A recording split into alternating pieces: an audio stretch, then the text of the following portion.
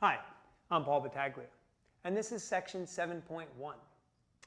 Basic integration rules may seem a little bit redundant to students, but this section is as much for the teacher as it is for the student. As a student, I kind of would ask them, do you think you've ever seen enough practice problems? You could probably always use a couple more. And as a teacher, I would say, it's always a good idea to take a look back and see if my students are really using the correct integration techniques at the proper times. So the essential question we would like our students to be able to answer at the end of section 7.1 is, how do I properly fit an integration rule to a given integrand? Now, as we do this, it's important to look at example 1, which really does a great job of going into mathematical practice number 3. We want students to be able to select the appropriate strategy. And what you'll see in example 1 is there are 3 different integration problems, and they all look very similar. And we want students to be able to pick out which technique to use and at what time. And this is sometimes a tough thing to do, believe it or not, even though they've seen a lot of integration at this point. So I don't think I would glance past this example. I would actually maybe use this as a warm-up, just assess kind of where your class is coming from. The other thing students have to be able to do is to identify multiple forms of an answer.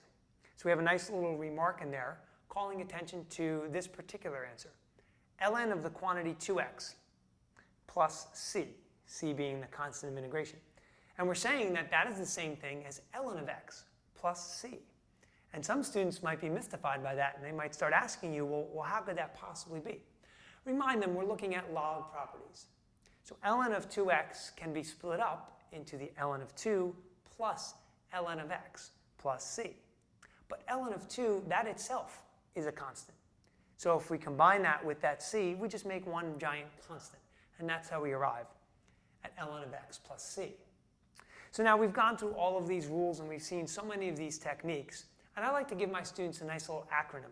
I call it repeat it. And so let's go through some of the letters so you can understand a little bit more. R stands for a rational function. We're looking for a rational function knowing that the end result would be the natural log. That first E could stand for expanding the expression we're giving, either by distributing or factoring, something of that nature. The P would stand for the basic power rule, and the second E could stand for an exponential function. A would stand for an algebraic function of some sort. Can we perhaps use some algebraic techniques to make the integral simpler? And then finally, the T would stand for a trigonometric integral. Now what about the last 2 letters, it? Well, the I would stand for the inverse trig functions, and the T would stand for some type of trig identity or trig manipulation that helps students get back to those basic trig integrals. Now let's talk about some common mistakes, because believe it or not, even though students have seen integration for a while now, they're probably still making them here or there. So examples 1b specifically and 3 do a great job of looking at how we still have to use substitution.